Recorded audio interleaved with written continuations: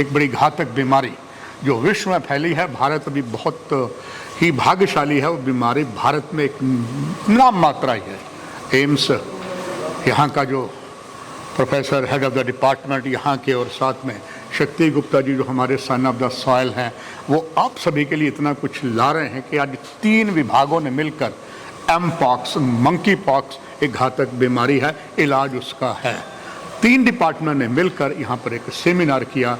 यहाँ तो बंद रहा सेमिनार, मगर ये आपके लिए ला रहे हैं। और इस सेमिनार का संचालन करने वाले मनीष जी हैं। मनीष जी, आपका स्वागत। आपने इस कमान भी को 3 विभाग आपने रखे हैं और बड़ा ही इम्पोर्टेंट सब्जेक्ट है, यहाँ पर कभी नहीं किसी ने किया। तो दर्शक जानना चाहेंगे कि ये मंकी पॉक्स है क्या, अलग अलग योग्य डॉक्टरों ने जानकारी दी दर्शकों को, वो क्या है। सर्वप्रथम तो आपका नमस्कार।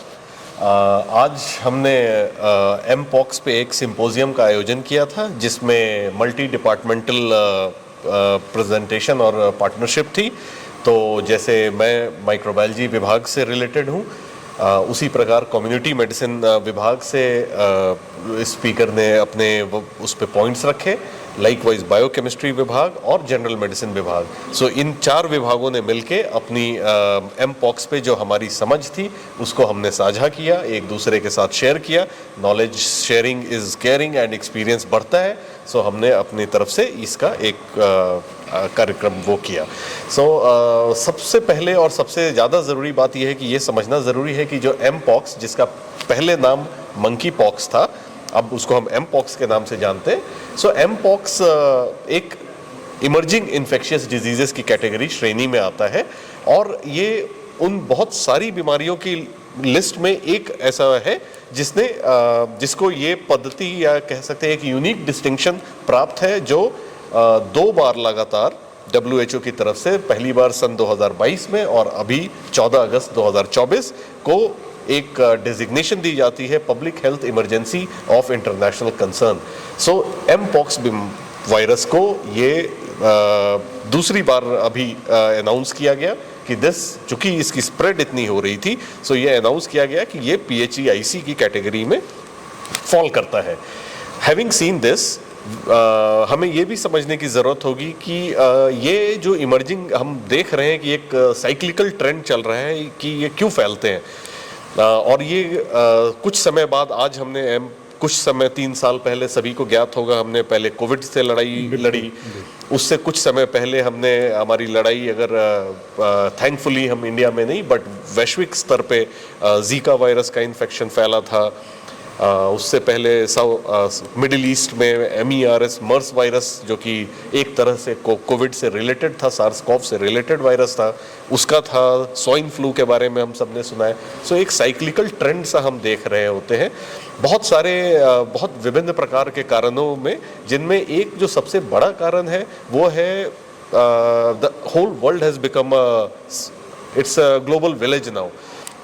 आप आज यहाँ पे हैं, या अफ्रीका का पेशेंट एक रात में 12 घंटों के अंदर अंदर वो हमारे बीच यहाँ जम्मू में हो सकता है मौजूद। अनसस्पेक्टिंग इंडिविजुअल, उसे नहीं पता कि उसे ये बीमारी है, और वो अज्ञानतावश उसको अपनी बीमारी का पता नहीं और वो फैला रहा है।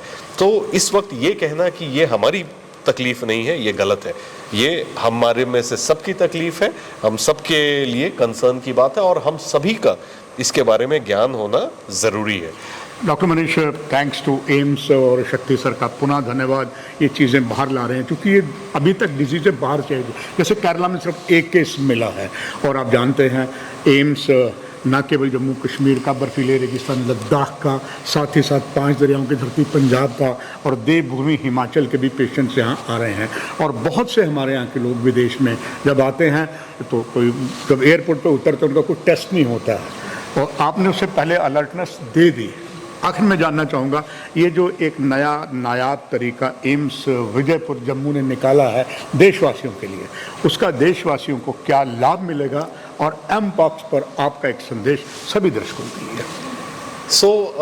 सबसे पहली चीज़ तो ये है कि जो संदेश मैं सबसे पहले बोलता हूँ, संदेश तो ये होगा कि स्लाइटेस्ट हिंट ऑफ अगर कोई रैश, फीवर, ऐसी कोई भी सिम्टम आपको आती है, और चाहे कोई भी बीमारी के लिए ये बात सत्य है, आप अपनी बीमारी को अपने तक सीमित ना रखें, स्टिग्मेटाइज ना हो कि लोग क्या कहेंगे, ऐसी बीमारी हो गई। इसको हमें डॉक्टरों तक पहुंचना ज़रूरी है। मेरे फेलो हेल्थ केयर प्रोफेशनल्स जो मेरे डॉक्टर कलीग्स हैं उनके लिए कि knowledge exchange, knowledge sharing is the way forward.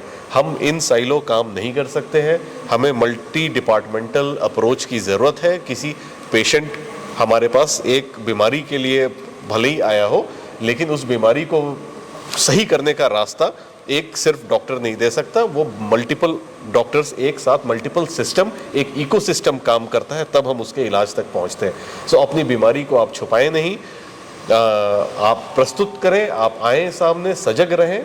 और मेजॉरिटी ऑफ द केसेस में हो सकता है ये एमपॉक्स नहीं होगा, लेकिन एटलीस्ट आपने उसको रूल आउट किया है। ये मेरा सबसे इम्पोर्टेंट मैसेज आपका होगा। धन्यवाद। दर्शकों, ये आप भी ध्यान रखिएगा, इसलिए कार्यक्रम एम्स जो है सोशल मीडिया आप तक लेके आता है। यही कार्यक्रम की समाप्ति। नमस्कार।